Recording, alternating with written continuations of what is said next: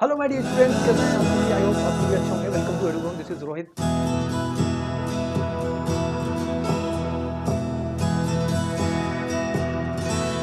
Hello my dear students, कैसे हैं आप सभी? आई होप आप सभी अच्छे होंगे। This is Rohit. स्वागत करता हूं आप सभी का एडुग्राउंड पे, आपके प्यारे रोहित सर की क्लास में, जहां हम पढ़ने वाले हैं ज्योग्राफी। आज हम पढ़ेंगे सोइल, जो आपकी क्लास 11th का एक बहुत महत्वपूर्ण चैप्टर है, जो कि चैप्टर नंबर 6 है ज्योग्राफी का।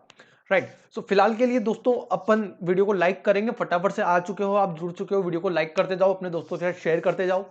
अब हम, जैसे कि आपको पता होगा कि नए तरीके से पढ़ने लग चुके हैं। अब हम पीछे जैसे अब हम स्टैंडिंग तरीके से पढ़ाते हैं, खड़े होकर पढ़ाते हैं, ताकि आप सभी को बेनिफिशियल रहे। ऐसा लगे जैसे क्लास आप सभी की लाइव चल रही है, और ऐसा लगे जैसे कि हम लोग क्या कर रहे हैं, कि हम लोग क्या करना चाह रहे हैं, ऐसा लगे कि आपको क्लास वाला फील आए, जैसे आप क्लास में बैठे हैं, जो ऑफलाइन क्लासेस में बैठे हैं। राइट। सो सोइल स्टार्ट करते हैं। नाउ द पॉइंट इज चूंकि आपको पता है कि कुछ इन दिनों ठंड ज्यादा ही हो रही है, तो हम लोग थोड़ा सा ध्यान रखेंगे सेहत का। और अभी ओमिक्रॉन वायरस भी है, तो फिलहाल आप सभी और आपके पेरेंट्स का भी, आप लोगों को ही ध्यान रखना है। सोइल जो चैप्टर है, आज का मोटिवेशनल कोट क्या है सर? Think who I am and trust me way we go. Suppose करिए कि जब आप कोई कंपनी जब आप कोई स्टार्टअप ओपन करते हैं, तो आप क्या बोलेंगे? आप किसी को जब आप किसी को प्रोसीड करते हैं कि आप हमारी कंपनी में इन्वेस्ट कीजिए, then what are you saying? Like, think who I am and trust me way we go. हम कहां चलेंगे देखते रहना, आप भरोसा करिए बस, हम लोग बहुत ऊंचाइयों पर जाने वाले हैं। तो वो इस वजह से, क्योंकि थिंक हु आई एम, मैं कौन हूं, और भरोसा करो मुझ पे। ठीक है, मुझ पर भरोसा करो सर, मैं आपको कहीं ऊंचे से कहीं ऊंचे लेवल तक ले जाऊंगा। पहली बात, आपको पीपीटी जो भी चाहिए, आप लोगों को ये पीडीएफ फॉर्म में मिल जाएगा। आप लोगों को ये पीडीएफ फॉर्म में मिल जाएगा। कहां पर मिलेगा सर ये पीडीएफ फॉर्म में? आपको ये पीडीएफ फॉर्म में मिलेगा आपको टेलीग्राम चैनल पर। यहां तक बात समझ में आई? टेलीग्राम चैनल पर मिल जाएगा, जिसका लिंक आपको डिस्क्रिप्शन में दिया हुआ है। ठीक है दोस्तों, स्टार्ट करते हैं। चलिए, चैप्टर नंबर 6, क्लास 11 ज्योग्राफी, मेरे यानी रोहित के साथ आगे बढ़ते हैं। कुछ तो बात है मेरे देश की मिट्टी में, कुछ तो बात है मेरे देश की मिट्टी में साहिब। सरहदें कूद के आते हैं जहां दफन होने के लिए। सरहदें कूद के आते हैं जहां दफन होने के लिए। कंटेंट क्या है इस चैप्टर का? जो भी सोइल से रिलेटेड जितने भी कंटेंट्स होंगे, वो सारी चैप्टर्स में सारे पॉइंट्स यहां पर क्लियर करवाने वाला हूं। और जितने भी पॉइंट्स होंगे उन सबको डिटेल्स में हम लोग स्टडी करने वाले हैं। ठीक है दोस्तों, डिटेल में हम लोग स्टडी करने वाले हैं। जो जो भी पॉइंट, जो जो भी डाउट आपको रहेंगे, वो सब आप कमेंट करेंगे। कमेंट करने के कोई पैसे नहीं लगते हैं, लेकिन आपको करना नहीं होता है। पता नहीं क्यों कमेंट नहीं करते हैं आप। अरे गालियां लिख के भेज दो यार, कमेंट करो तो सही। कमेंट करो और वीडियो को शेयर करो।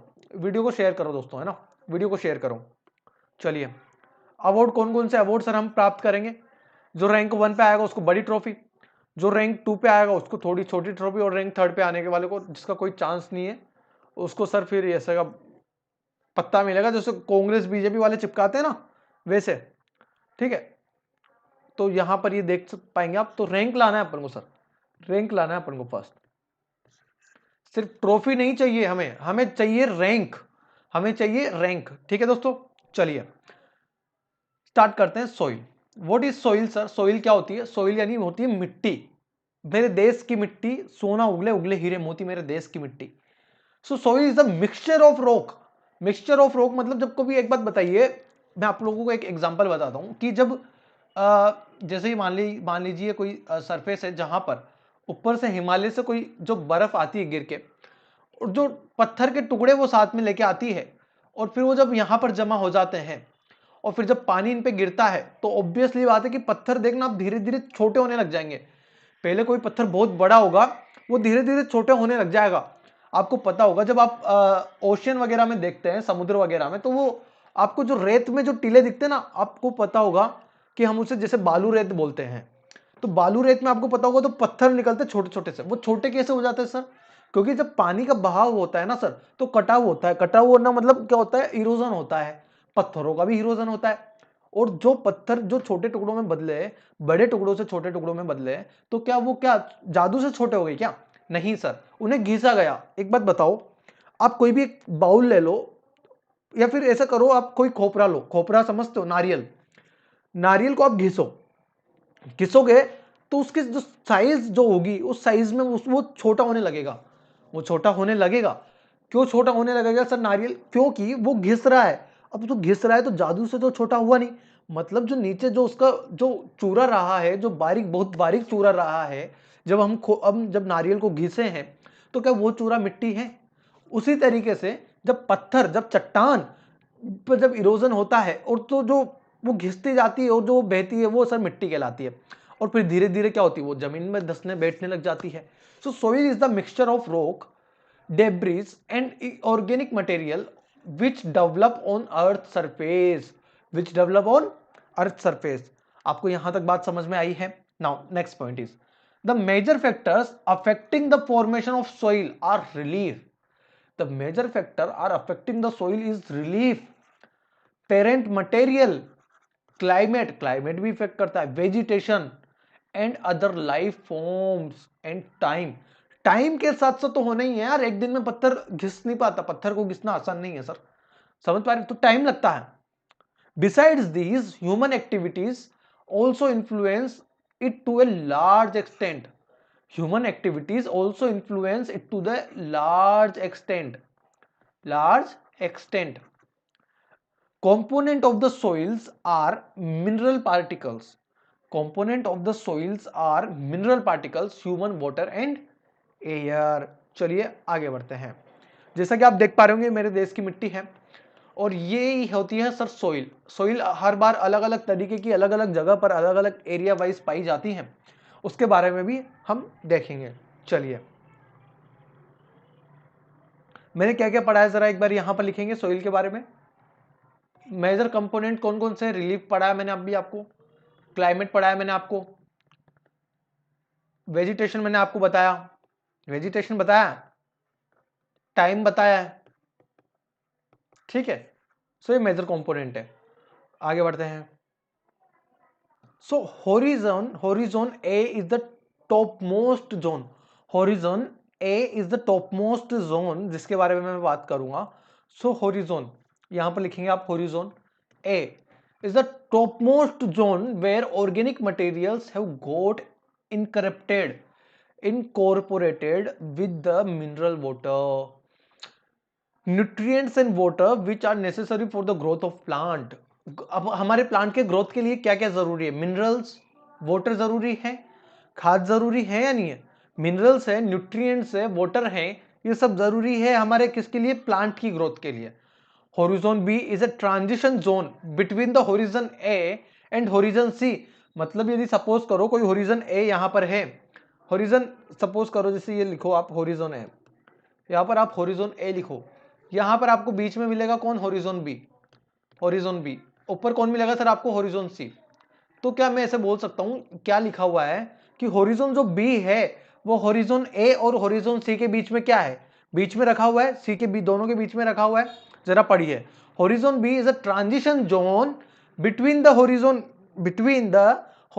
ए and horizon C, between the horizon A and horizon C and contain matter derived from below as well as from above.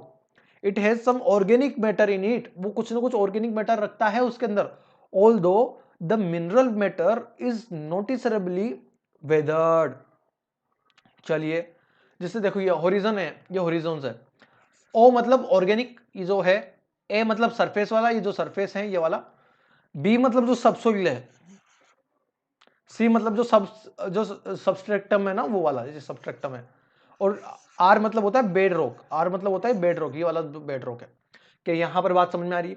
देखो होरिजोन ऐसे समझ में नहीं आते, लेकिन अब जब मैंने फोटो बता दिया है तो क्या आप इमेजिन कर सकते हैं कि सर ऊपर घास है, उसके बाद जमीन की पट्टी है जो कि होरिजोन जिसे बोलते हैं, मैं ऑर्गेनिक जिसे मैं बोलूंगा, उसके बाद में ए होरिजोनटल, होरिजोन का मतलब क्या हो गया? सतह हो गया, होरिजोन का मतलब हो गया होरिजोनटल सरफेस। तो ए मतलब क्या हो गया? ए मतलब क्या हो गया? सरफेस। बी मतलब क्या हो गया? सबसॉइल। सी मतलब क्या हो गया? सबस्ट्रेटम। चलिए आगे बढ़ते हैं। फिर से मैंने यहां पर बनाया सर, यहां पे मैंने जमीन बनाई, ये मैंने यहां पर घास उगाया, कुछ यहां पर मैंने घास उगाया, यहां पे मैंने एक पौधा उगाया ऐसे करके, ठीक है, ये पौधे उगाए, ठीक है, ऐसे करके मैंने पौधा उगा दिया, एक और सर मैंने एक और पौधा उगा दिया यहाँ पे फिर इसके बाद मैंने घास उगा दी, ठीक है, एक सेकंड रुकिए, अभी अभी दिख जाएगी आपको, घास उग रही है। ठीक है, ऐसे घास उग गई। अभी इस तरीके से जब घास उगेगी, इस तरीके से जब घास उगेगी, तो ये वाला जो सरफेस होगा, इस सरफेस को मैं क्या बोलूंगा? ऑर्गेनिक। इसके जस्ट थोड़ा सा मैं नीचे चला जाऊंगा, इसको मैं बोलूंगा होरिजोन ए। होरिजोन ए, जिसको मैं सरफेस बोलूंगा। फिर होरिजोन बी आएगा, और फिर आएगा नीचे क्या आएगा? होरिजोन सी आएगा। यहां तक बात समझ में आ रही है? यहां तक बात समझ में आ गई? चलिए आगे बढ़ते हैं। Horizon C is composed of the loose parent material. Is composed of the loose parent material. This layer is the first stage. जो होरिजोन सी है ना, this layer is the first stage in the soil formation. जरा देखिए एक बार diagram को। जो soil formation होता है ना, सोइल फॉर्मेशन के लिए जो सबसे पहली स्टेज है वो यही है सर, वो यही है। चलिए देखिए, and eventually form of the above two layers. This arrangement of layers is known as the soil profile. This जो इन लेयर्स का जो अरेंजमेंट है वो सोइल प्रोफाइल कहलाता है। एक बात बताइए, हम जब हमारे प्रोफाइल बनाते हैं तो प्रोफाइल में हम क्या लिखते हैं? सारी चीजें लिखते हैं ऊपर से लेकर नीचे तक। तो ऐसा नहीं कि प्रोफाइल मतलब हो गया कोई एक पर्टिकुलर चीज। प्रोफाइल मतलब होता है जैसे होरिजोन ए, होरिजोन बी और होरिजोन सी, ये सारी लेयर्स मिलकर जो अरेंजमेंट होता है ये प्रोफाइल कहलाता है। चलिए आगे बढ़ते हैं। Classification of soils. सॉइल्स का क्लासिफिकेशन कैसे करूंगा? In ancient time soil used to be classified into two main groups. दो ही भागों में बटी हुई थी, एक तो है सर उर्वरा और एक है उसरा। एक है उर्वरा और एक है उसरा, which were fertile and sterile respectively. Soil survey of India stabilised in 1956। Important point, triple star, fantastic, super duper. एक तो एंशियंट टाइम की दो टाइप पूछ ले आपसे, तो एक तो लिख देंगे उर्वरा और एक लिख लेंगे उसरा। यहां तक बात समझ में आ गई? उर्वरा और उसरा लिख लेंगे। और जो soil survey of India stabilise कब हुआ था? 1956 में। Made comprehensive studies. कॉम्प्रिहेंसिव मतलब होता है जो आपको एक्सप्लेनेशन जो होता है, एक्सप्लेनेशन स्टडीज ऑफ सॉइल्स। मतलब जो सोइल सर्वे हुआ उसकी वजह से पहले जहां हम लिमिटेड पढ़ पाते थे, अब थोड़ा सा ज्यादा मात्रा में पढ़ पा रहे हैं। इस selected areas like in Damodar valley, जो दामोदर वैली घाटी है ना, दामोदर वैली, तो दामोदर वैली है, दामोदर वैली की जो बारे में बात करूंगा, दामोदर वैली जो है वहां की वजह से हम लोग आज इतनी ज्यादा सोइल्स के बारे में बात कर पाते हैं। चलिए किस तरीके से मैंने आज क्या क्या पढ़ लिया? क्लासिफिकेशन ऑफ सोइल के बारे में बात कर रहा हूं। हेडिंग डालेंगे classification of soil. Classification of soil, फिर से मेरे साथ हेडिंग डालेंगे क्लासिफिकेशन ऑफ सोइल। पहला पॉइंट क्लासिफिकेशन ऑफ सोइल का क्या है? दूसरा पॉइंट क्या है? दो टाइपों में मैंने एंशिएंट में सिर्फ दो बार, जो पुराने जमाने में सिर्फ दो प्रकार से जानते थे, पहला था उर्वरा, दूसरा था उसरा। ठीक है, और जो नेक्स्ट पॉइंट जो था वो था हमारे पास उर्वरा एंड उसरा which were fertile and sterile respectively. Soil survey of India, जो सोइल सर्वे ऑफ इंडिया था उसकी स्टेबलाइजेशन हुआ था 1956 में।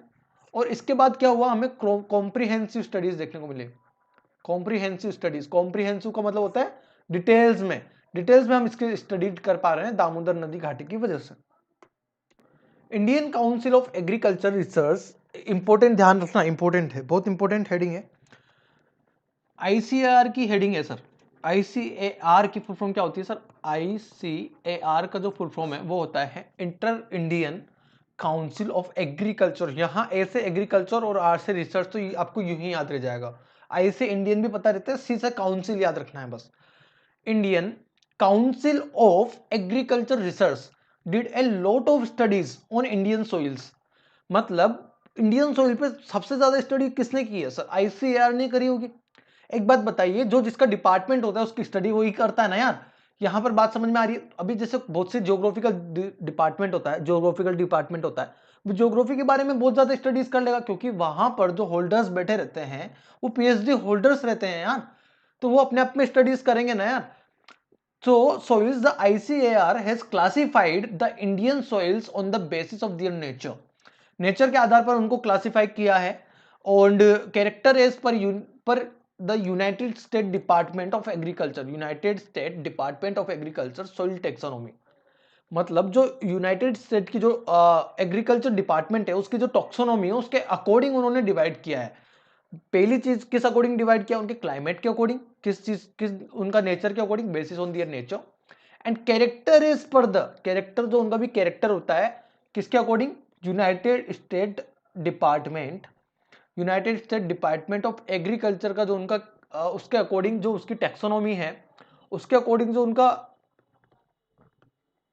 उनकी टेक्सोनॉमी के अकॉर्डिंग जो उसका कैरेक्टर है उस कैरेक्टर के अकॉर्डिंग उन्होंने इसको हटाया है सर, उसको क्लासिफाई किया है। आईसीएआर जरा देखेंगे, आईसीएआर का मतलब क्या हो गया, Indian Council of Research Agriculture, sorry Indian Council of Agriculture Research complex for NEH region. यहां तक बात समझ में आ रही है?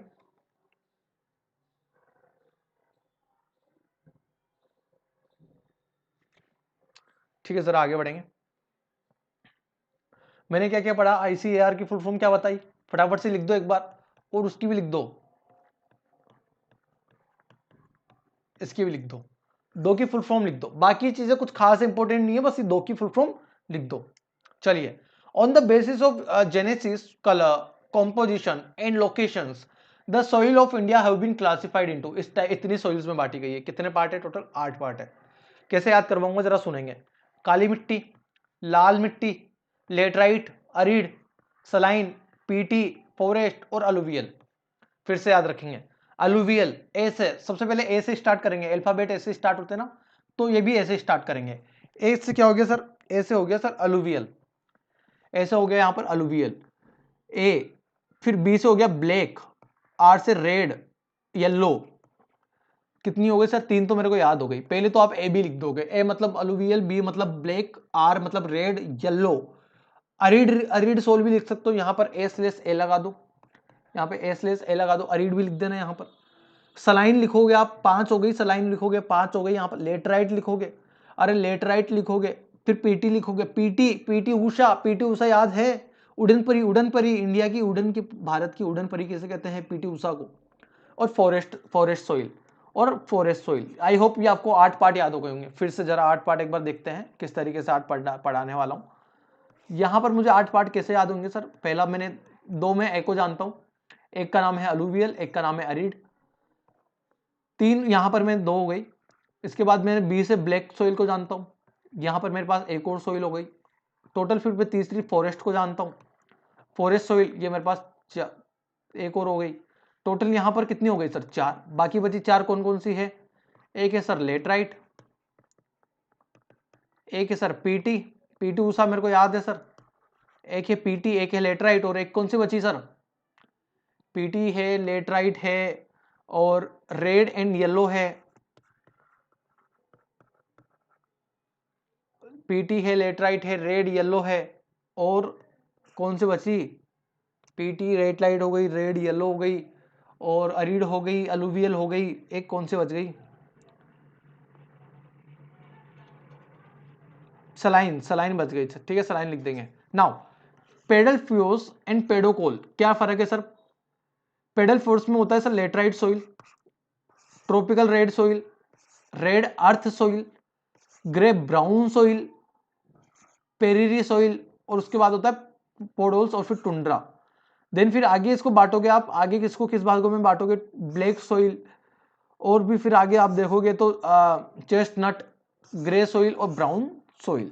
कुछ खास चार्ट नहीं है, बस एक समझाने के लिए कि हाँ ये बेसिकली ये जो है ना ये चारों टाइप, ये आपका आप पेडोकोल का दिखेगा, कुछ खास नहीं है, इंपॉर्टेंट नहीं है।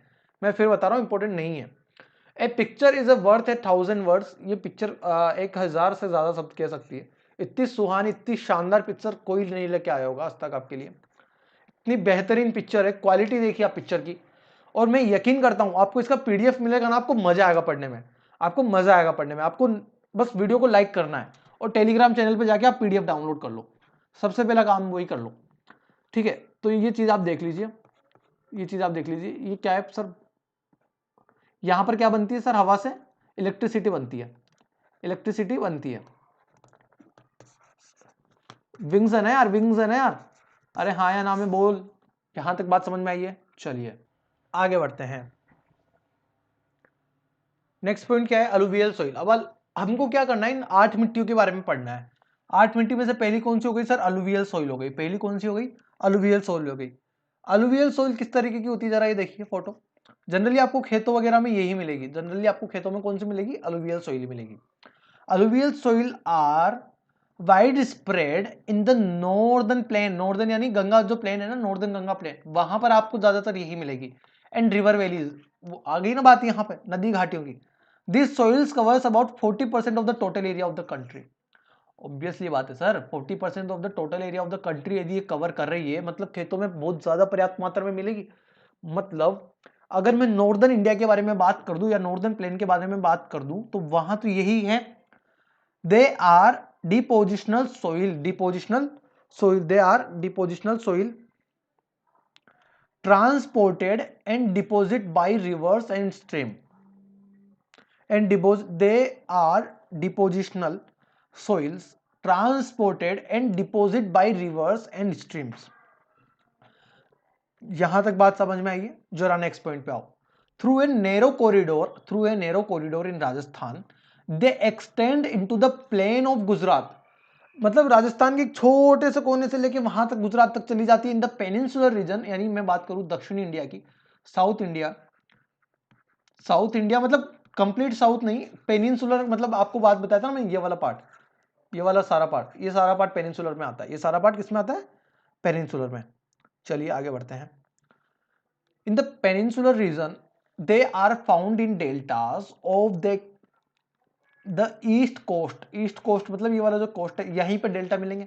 महानदी डेल्टा हो गया, कृष्णा रिवर का जो डेल्टा हो गया, इसके अलावा गोदावरी का जो डेल्टा हो गया, वो सारे डेल्टा कहाँ मिलेंगे आपको, वो सारे डेल्टा आपको कहाँ मिलेंगे, ईस्टर्न की तरफ ही मिलेंगे। चलिए, and in the river valleys vary in nature from sandy loam to clay rich in potash but poor in phosphorus. जो अलुवियल सोल होती है ना, अलुवियल सोइल, बहुत ज्यादा इंपॉर्टेंट पॉइंट बताने जा रहा हूं यहां पर।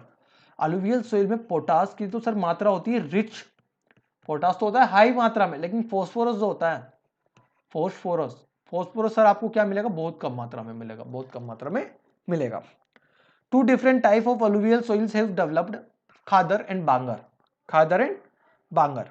चलिए मैंने क्या क्या पढ़ाया जरा समझेंगे यहां पर।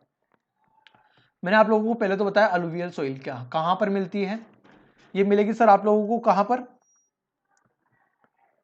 आपको अलुवियल सोइल कहां देखने को मिलेगी, ये मिलेगी आपको गंगा प्लान में, गंगा प्लेन, या फिर आप बोल दो तो northern plain, northern northern plain.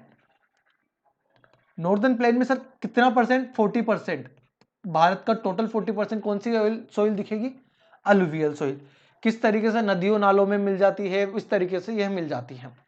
दूसरी चीज इसमें सर मैंने ये पढ़ा कि इसमें जो होता है पोटाश, पोटाश तो होता है इसमें वेरी हाई मात्रा में, वेरी रिच, एंड जो फॉस्फोरस होता है वो होता है सर वेरी लो।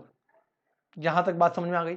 और जनरली ये नदी आपको घाटियों में देखने को मिल जाएगी, और जो डेल्टा होता है, डेल्टा के वहां पे भी यही आपको दिखने को मिलेगी। इसके अलावा दो टाइप की होती है, खादर होती है, एक बांगर होती है। यहां तक बात समझ में आई है। चलिए आगे बढ़ते हैं, नेक्स्ट पॉइंट पे आओ। Okay, so Khadar is the new alluvial and it's deposit by floods annually which enriches the soil by deposit fine slits। Bhangar represents a system of older alluvium। मतलब जैसे होता है ना कि खादर बांगर का मैं बात करूंगा तो बी मतलब बुढ़ा, आप ऐसे करके याद रख सकते हैं। बे मतलब बुढ़ा और खादर जो अभी जवान है। खादर को क्या बोलूंगा मैं, यंग जो अभी न्यू है, new alluvial, new alluvial soil कौन सी हो गई सर, खादर। भांगर मतलब बुढ़ा, बुढ़ा मतलब क्या हो गई, पुरानी, old alluvial soil. Deposit away from the flood plains, deposit away मतलब जो, एक बात बताइए, जो बुढ़ी होगी, बुढ़ा होंगे, उनको क्या करते हैं वो लोग, आगे खिसका देते हैं, आगे की तरफ, ऐसे करके याद रख सकते हैं, और जवान जो है टिके रहते हैं। बुद्ध खादर इन बागर सोइल्स कंटेन्स कैलेक्रियस कॉन्क्रीशंस, कॉन्क्रीशन मतलब कंकड़, कंकड़ कंकड़ आप समझ सकते हैं। बहुत खादर और बांगर अपने आप में कंकड़ लेके जाते हैं। क्यों लेके जाते हैं? क्योंकि देखिए मैं आपको एक बात बताऊं, जब आप लोगों को मैंने पहले पढ़ाया था, जब मैं आप लोगों को ड्रेनेज सिस्टम से पहले क्लाइमेट ही आई थिंक पढ़ा रहा था, और मे भी मुझे जहां तक याद आ रहा है कि मैं आपको एक चैप्टर पढ़ा रहा था जो है मुझे सही ढंग से याद नहीं आ रहा मैंने आप लोगों को किस चैप्टर में पढ़ाया था, बट मैंने तराई रीजन पढ़ाया था, आपको याद हो तो। तराई रीजन में क्या था ना कि जब पानी ऊपर से गिरता था, पानी जिस फ्लो से गिरता था, तो बड़े पत्थर तो क्या होते थे, टिके रहते थे, और जैसे जैसे छोटे छोटे पत्थर होते थे वो आगे बह के जाते थे। तो बड़े पत्थर, फिर छोटे पत्थर, फिर छोटे पत्थर, इस तरीके से हो जाता था, और बाद में प्लेन बन जाते थे। प्लेन क्यों? क्योंकि फिर क्या हो जाता था, और भी छोटे हो जाते थे, फिर वो मिट्टी के रूप में बह जाते थे। यहां तक बात समझ में आ रही है?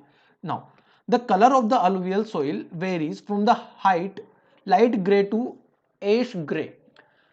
अलुवियल सोइल का जो कलर है जरा देखेंगे, light grey to ash grey है, दिखाई दिया था आपको फोटो में, जरा देखेंगे एक बार फिर से। ये देखिए light grey to ash grey है ना, ग्रे दिख रहा है आपको, ये light grey to ash grey. चलिए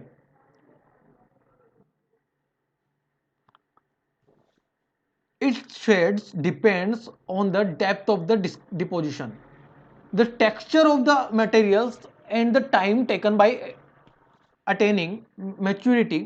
Alluvial soils are intensively cultivated, मतलब ये उपजाऊ है, उर्वरक होती है, मतलब इस पे खेती की जा सकती है sir. alluvial soils are intensively cultivated मतलब आप इन पे खेती कर सकते हैं। चलिए आगे बढ़ते हैं।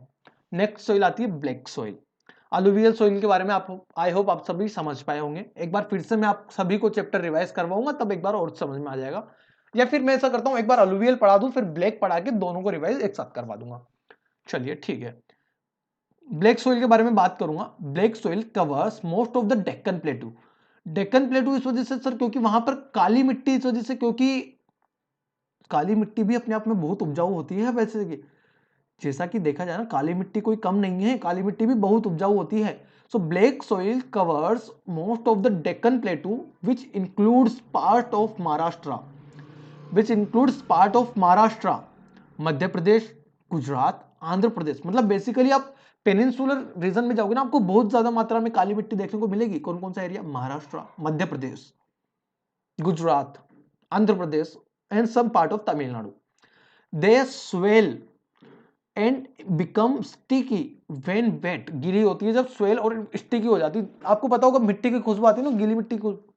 एंड श्रिंक, चिपक जाती है। आपको पता होगा तो ऐसे मुट्ठी में आप बांधोगे तो आपको पता होगा जब बचपन में हम लोग खेलते थे, मैं पर्सनली मैं तो खूब मैंने मिट्टी के बर्तन बनाए हुए हैं बचपन में, बहुत सारे मिट्टी के बर्तन सर, इस वजह से क्योंकि काली मिट्टी जब होती थी, जब तालाब सूख जाते थे आसपास के, तो काली मिट्टी हम लेके आते थे, उस पर थोड़ा सा ऐसे एक पुरानी सी बाउल में या फिर मग में पानी भरते थे, और उससे ऐसे छोटे छोटे से छींटे लगा के ऐसे मिट्टी को ऐसे जमाते थे, चम्मच स्पून बनाते थे, एक बारबी डोल जैसा गुड़िया बनाते थे। इतना अच्छा बनता नहीं था लेकिन हम बनाते थे। हम ऐसे एक परात बनाते थे, परात समझते आप, एक ऐसा बाउल जिसमें वो जनरली यूज करते हैं ना जो काम करते हैं, उस तरीके की सारी चीजें बनाते थे और बहुत मजा आता था। यकीन मानिए बनाने में बहुत मजा आता था। वो टाइम अलग था, लेकिन अब शायद वैसा कुछ करता नहीं है, लेकिन वो वो फीलिंग्स कभी किसी की नहीं जा सकती है, जैसा कि मैंने किया है पर्सनली। मतलब मेरे अलावा भी बहुत से ने किया है, लेकिन हम जब हमारी एज के थे तब हमने डेफिनेटली किया। अब ये मत बोलो कि आप वीडियो के जमाने के हो, मैं वीडियो के जमाने का नहीं हूँ, मैं अभी के जमाने का हूँ, समझ रहे हो ना? तो so during the dry season this soil develop wide cracks. Obviously बात है, जब आप देखेंगे तालाब की मिट्टी जब क्रेक आने लग जाते हैं, कब क्रेक आने लग जाते हैं सब तालाब की मिट्टी में? जब वो सूखने लग जाती है ड्राई सीजन में। In the upper reaches of the Godavari and the Krishna and the north western part of the Deccan plateau, Deccan plateau का north western part. The black soil is very deep, बहुत गहरी होती है। These soils are also known as regular soil, regur soil और the black cotton soil. Black cotton soil मतलब आपको पता होगा कपास की खेती जो की जाती है वो किस सोइल में की जाती है? ब्लैक सोइल में। बहुत ज्यादा इंपॉर्टेंट पॉइंट आएगा यहाँ से, जरा देखिए। कपास की जो खेती है, जो कपास की खेती वो इसमें की जाती है सर। बहुत ज्यादा triple star fantastic super duper hit लगा लो यहाँ पे। कपास की खेती किसमें की जाती है सर? कपास की खेती किसमें की जाती है सर? ब्लैक सोइल में। यहां पर बात समझ में आ गई? चलिए आगे बढ़ते हैं, नेक्स्ट पॉइंट पे आओ। ये देख पा रहे हैं आप, ये ब्लैक सोइल है, कलर चेंज करो, ये ब्लैक सोइल है सर। नेक्स्ट पॉइंट पे आओ। ब्लैक सोइल के बारे में क्या क्या पढ़ाया मैंने?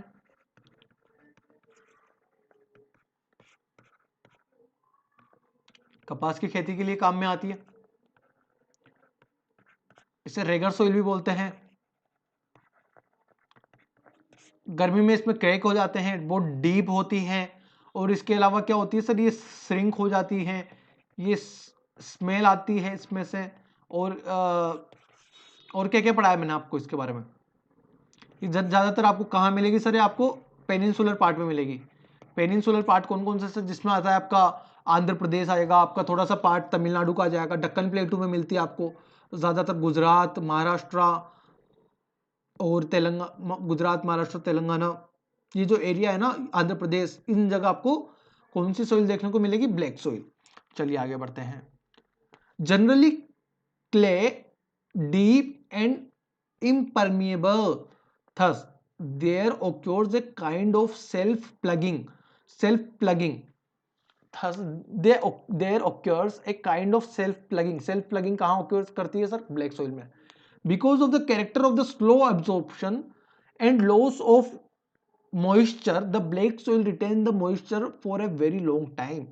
because क्या होता है ना, ये पानी को धीरे धीरे बहुत लंबे समय तक ऑब्जॉर्व करती रहती है। आप काली मिट्टी को देखोगे ना, तो वो एब्जॉर्प्शन सर उनका बहुत स्लो होता है और बहुत ज्यादा टाइम लगती है एब्जॉर्ब। तभी तो एक बार बताइए कि जो तालाब होते हैं ना, वो इतनी आसानी से सूखते नहीं है। तालाबों में जमीन के नीचे काली मिट्टी क्यों होती है? क्यों होती है सर? क्योंकि तालाब वो बहुत कम पानी एब्जॉर्ब करती है। दूसरी जमीन हो तो तक तो खोखला कर दे, पूरे तालाब को यूं ही पी जाए। समझ पा रहे हैं आप? तो तालाबों में बहुत जो होता है स्लो एब्जॉर्प्शन होता है। And the loss of moisture, moisture की क्या होती है? कमी होती है। So the black soil retains the moisture for very long time, which helps the crops, especially the rain-red ones, to sustain enough even during the dry season। मतलब गर्मी के सीजन में भी बहुत अच्छे से वहां पे फसल हो जाती है। Now chemically the black soils are rich in lime, iron, magnesium and the alumina। They also contain potash. अभी मैंने आपको पोटास किसमें बताया था? अलुवियल सोइल के अंदर बताया था, लेकिन अलुवियल सोइल के अंदर आयरन नहीं था, मैग्नीशिया नहीं था, लाइम नहीं था, अल्यूमिनिया नहीं था, but they lack in phosphorus. जैसे कि अलुवियल सोइल में भी फॉस्फोरस की कमी होती है, वैसे ही इस सोइल में भी फॉस्फोरस की कमी होती है। इसमें नाइट्रोजन की भी कमी होती है और इसमें ऑर्गेनिक मैटर की भी कमी होती है। The colour of the soil ranges from deep black to grey. जरा देखेंगे एक बार सोइल, मैंने फोटो नहीं डाला इसका ब्लैक सोइल का, चलिए कोई ना। रेड एंड येलो सोइल पे आ जाइए। रेड सोइल और येलो सोइल क्या होती है? Red soil develop on crystalline igneous rock. Igneous यानी आग्नेय चट्टाने, जो है आग्नेय चट्टाने, इस पृथ्वी की सबसे पुरानी जो रॉक्स है वो इग्निशियस रॉक्स है। So red soil develops on crystalline. So now what is the red and yellow soil के बारे में मैंने अभी आप लोगों को थोड़ा सा बताया कि इग्निशियस सोइल, जो इग्निशियस जो रॉक है यानी आग्नेय जो चट्टाने हैं, इन एरियाज ऑफ लो रेनफॉल, जहां पर कम बारिश होती है। कम बारिश कहां पर होगी सर? राजस्थान ले लो आप, राजस्थान के अलावा कहां पर सर? आप हरियाणा ले लो, थोड़ी सी कम बारिश होती है। और इसके अलावा कहां ले लो आप, जो वेस्टर्न जो यूपी है वहां पर भी कम बारिश होती है, वेस्टर्न गुजरात में भी कम बारिश होती है। तो यहां पर ये जो एरिया है, यहां पर आपको जो कौन सी रेड एंड येलो सोइल देखने को मिलेगी? In areas of low rainfall in the eastern and southern part of the Deccan plateau. But यहां पर बात किसकी कर रहे हूं मैं? डेक्कन प्लेटू की। कौन सा Deccan प्लेटू? Eastern part of the Deccan प्लेटू and southern part of the Deccan प्लेटू। Sir आप बोलोगे वहां पर बारिश क्यों नहीं आती है? तो ये मैंने पहले पढ़ा चुका हूं। बारिश क्यों नहीं आएगी? क्योंकि जो हवाएं चलती हैं, क्योंकि जो हवाएं चलती है वो इस तरीके से चलती है कि जो वेस्टर्न, जो ईस्टर्न घाट है, जो ईस्टर्न यानी जो पूर्वी जो तट है उसके पैरेलल चलती है, तो बारिश कम होती है। और जबकि इधर की मैं बारे में बात करूंगा, ईस्टर्न घाट पे तो बारिश ज्यादा होती है। Along the Piedmont zone of the western Ghat, long stretch of area is occupied by red loamy soil। Yellow and red soil are also found in part of Orissa. Orissa में भी आपको देखने को मिल जाएगी, छत्तीसगढ़ में भी देखने को मिल जाएगी। And in the southern part of the middle Ganga plain. Ganga plain के कौन से पार्ट में? सदर्न पार्ट में मिडिल गंगा प्लेन के। चलिए, ये जैसे कि आपको मिट्टी दिखाई दे रही है, ये आपको कौन सी मिट्टी है सर? रेड सोइल है और येलो सोइल है। क्या आप देख पा रहे हैं रेड और येलो सोइल को? बिल्कुल सर। चलिए आगे बढ़ते हैं। ऐसा नहीं है कि ये कम उपजाऊ होती है, ये भी अधिक मात्रा में उपजाऊ होती है, लेकिन उतनी भी नहीं होती। हमारी कंपनी का नाम क्या है सर? एडुग्रोन है। इस तरीके से देखो, एडुग्रोन है, इसका मतलब ये नहीं है कि आप कुछ भी करेंगे। फ्री में कुछ नहीं होता सर। मुझे चाहिए सेशन लाइक करो आप, ये सेशन तो लाइक करो, वीडियो को लाइक करो, और क्या है ना, अपने दोस्तों तक पहुंचा दो यार। एडुग्रोन है कंपनी का नाम, और मेरा नाम है रोहित गर्ग। आप मेरे साथ ले रहे हैं ज्योग्राफी की क्लास 11th का चैप्टर नंबर 6, जो कि है सोइल। इसके बारे में जितना पढ़ाया जाए उतना कम है, क्योंकि देखो सोइल क्या होता है ना, एरिया वाइज होती है जनरली। मैं अभी आपको इन्होंने बताया कि सोइल जो है हम लोग बांटेंगे उसके कैरेक्टरिस्टिक वाइज, मतलब जो उसके नेचर वाइज। लेकिन क्या होता है ना, बहुत सारी सोइल्स ऐसे होती है जो उनको तो मैं एरिया वाइज तो मैं ही बांट दूंगा, एरिया वाइज तो मैं बांट ही रहा हूं। ठीक है, आगे बढ़ते हैं। The soil develops a reddish colour due to a wide diffusion of iron in crystalline and metamorphic rocks. Metamorphic rocks यानी कायांतरित चट्टानें जो होती हैं। Soil develops a reddish colour में कैसे डेवलप हो जाती है? वाइड डिफ्यूजन के कारण, iron in crystalline and metamorphic rocks. It look yellow when it occurs in a hydrate form. ये येलो के रूप में दिखाई देगी जब ये हाइड्रेट फॉर्म में होगी। The fine grained red and yellow soils are normally fertile whereas coarse grained soil found in dry upland areas are poor in fertility. There are generally poor in nitrogen। जो हमने nitrogen की कमी किसमें देखी? हमने red में भी देखी है, येलो में भी देखी है, और इससे पहले ब्लैक में भी देख ली। तो क्या आपको यह बात समझ में आ रही है कि red are generally poor in nitrogen, phosphorus and humus. Phosphorus की कमी तो आपको तीनों में ही देखने को मिली अभी तक। हमने अलुवियल पढ़ा, उसमें भी फॉस्फोरस की कमी निकली। हमने ब्लैक पढ़ा, उसमें भी फॉस्फोरस की कमी निकली। और हमने अभी जब रेड और येलो पढ़ा, उसमें भी फॉस्फोरस की कमी निकली। ठीक है, जरा नेक्स्ट पॉइंट पे आते हैं। Laterite soil. लेटराइट जो मिट्टी होती है वो कैसे होती है? Laterite has been derived from the Latin word later which means brick, जो ईंटों वाली जो होती है। The laterite soil develop in areas with high temperature and high rainfall. These are the result of intense leaching due to tropical rains, with rains, lime and silica are leached away and soil rich in iron oxide। इसके अंदर बहुत ज्यादा iron oxide ही मिलेगा, aluminium मिलेगा इसके अंदर। जरा देखिए, ये मिट्टी होती है जिनसे ईंटें बनती, ईंटें भी इसी टाइप की मिट्टी से बनती है ना। तो ये जो लेटराइट मिट्टी जो होती है, ये वाली मिट्टी है जो आपको फोटो में दिखाई दे रही है। चलिए आगे बढ़ते हैं। Humus contents of the soil it removed fast by bacteria. Bacteria के द्वारा इसके अंदर को जो ह्यूमस होता है वो निकाल दिया जाता है, मतलब निकल जाता है। That thrives well in high temperature. Poor in organic matter के अंदर पुअर होती है, इसमें नाइट्रोजन इसमें भी नहीं होता है, फॉस्फेट भी नहीं होता है इसमें, एंड कैल्शियम भी नहीं होता है। While iron oxide and potash are in excess. Potash हमने किस किस के अंदर बहुत ज्यादा मात्रा में देखा? हमने पोटास देखा सर, हमने ब्लैक सोइल के अंदर पोटास देखा, हमने अलुवियल सोइल के अंदर पोटास देखा, और नाउ लेटराइट सोइल के अंदर भी पोटास होता है। इसके बाद क्या करूंगा मैं, जब आपका एक और सेशन लूंगा, जैसे कि दो अपना ट्रायो सीरीज चल रहा है। ट्रायो सीरीज में 2 थ्योरी के पार्ट और एक एमसीक्यू या क्वेश्चन का पार्ट जो होता है, तो मैं इसमें क्या करूंगा, आप लोगों को एक सारणी बना दूंगा। सारणी मतलब होता है एक टेबल, जिसमें आपके मिट्टी लिखूंगा, मिट्टी के नेचर्स और उसके जो टाइप्स, जो उसकी जो अच्छाइयां हैं बुराइयां हैं वो सब लिख दूंगा। ठीक है, hence laterites are not suitable for cultivation. मतलब इनमें खेती नहीं होती है। ऑब्वियसली बात है यार, ईंटों की मिट्टी को आप चूरा करके आप उसमें पौधा उगाना, वो नहीं उगेगा, क्योंकि उसमें कल्टीवेशन ही नहीं होता, However, applications of manures are fertilizers are required for making the soils fertile for cultivations। चलिए आगे बढ़ते हैं। हमारा प्रोसेस क्या है सक्सेस का? पहले हम हमारे दिमाग को प्रोसेस करेंगे, फिर हमें उसे खोलेंगे, फिर हम दिमाग में चीज़ों को बांधेंगे, उसे समझेंगे डीप करके, और फिर उससे अप्लाई करेंगे। ये हमारा प्रोसेस है। नाउ आगे बढ़ते हैं।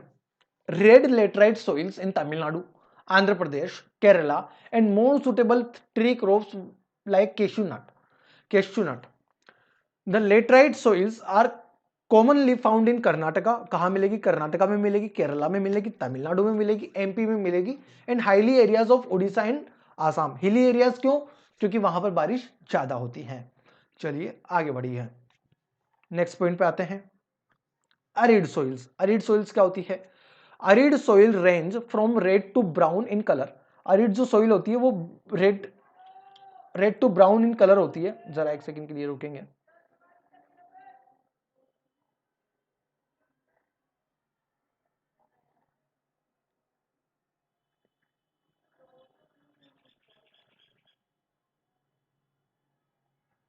Red to brown in colour होती है। They are generally sandy. Sandy मतलब होता है ना जो सैंडी जो रेतीली पार्ट होती है उस तरीके की होती है। अरिड का मतलब भी आप समझ पा रहे होंगे यहाँ पे।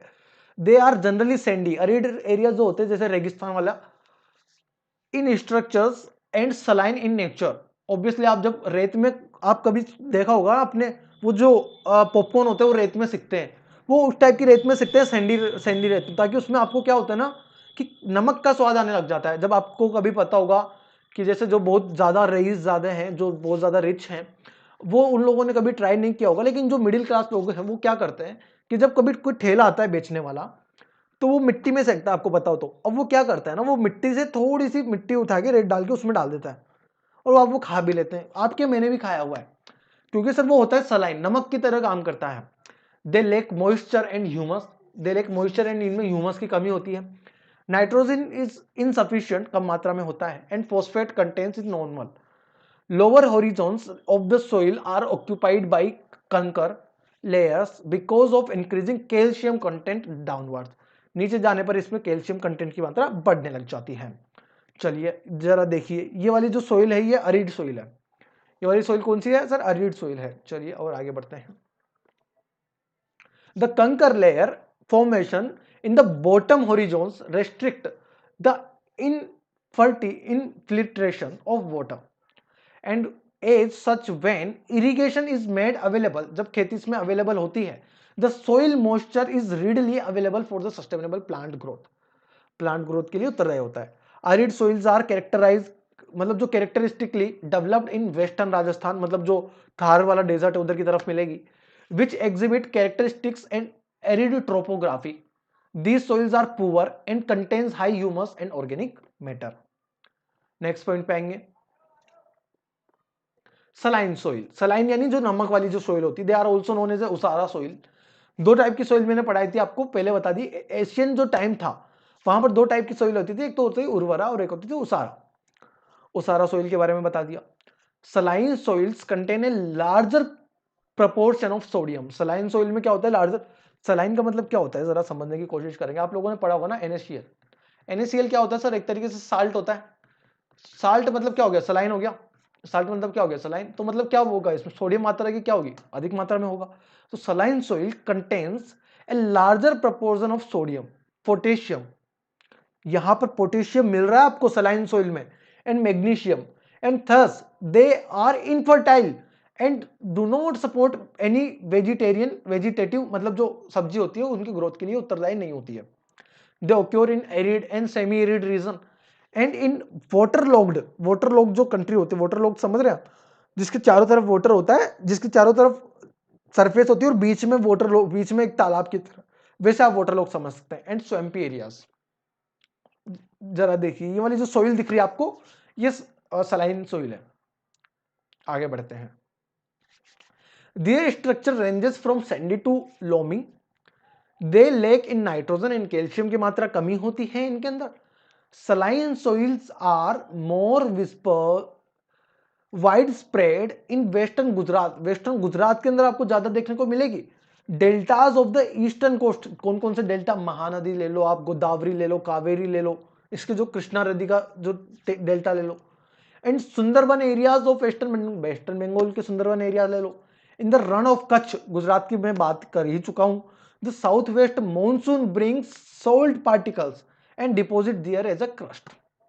इन such areas specially in Punjab Haryana farm farmers are advised to add gypsum to solve the problem of salinity in the soil। मतलब आप इसमें जिप्सम ऐड कर दो, चूना डाल दो, मतलब फिर ये सलाइनिटी इसकी कम हो जाएगी। यहां तक बात समझ में आई है? आगे बढ़ते हैं। फिर आती है लास्ट पीटी सोइल, और इसके बाद मैं आपको लास्ट सोइल पढ़ाऊंगा जो कि फॉरेस्ट सोइल है। फिर उसके बाद फर्स्ट पार्ट को अपन यहीं पे एंड करेंगे। नाउ सेकंड पार्ट में फिर भी एक बार जोर अच्छी एनर्जी के साथ, नई एनर्जी के साथ जुड़ने की कोशिश करेंगे आप सभी के साथ। पीटी सोइल क्या होती है? These are found in areas very heavy rainfall and high humidity. मतलब जो असम वाला जो एरिया है उधर ये आपको पीटी सोइल देखने को मिलेगी। Where there is a good growth of vegetation, यहां पर उपजाऊ बहुत ज्यादा होती है जमीन। Thus larger quantity of dead organic matter accumulate in their areas and these gives a rich humus and organic content of the soil. Organic matter in these soils may go even up to organic matter का जो इनमें वृद्धि हो जाती है 40 to 50% हो जाती है sir. These soils are normally heavy and black in color. It occurs widely in the northern part of the Bihar, Bihar के जो नॉर्दर्न पार्ट है वहां पर मिलेगी। Southern part of the Uttaranchal, Uttarakhand का जो सदर्न पार्ट है वहां पर मिलेगी। And the coastal area of the West Bengal, Odisha and Tamil Nadu, वहां पर आपको ये देखने को मिलेगी। फॉरेस्ट के बारे में बात करूंगा, तो forest soils are formed in the forest areas where sufficient rainfall is available. The soil vary in structure and texture depending on the mountain environment where they are formed. अभी आपको फॉरेस्ट सोइल फोटो देखते समझ में आ जाएगा, जरा देखिए।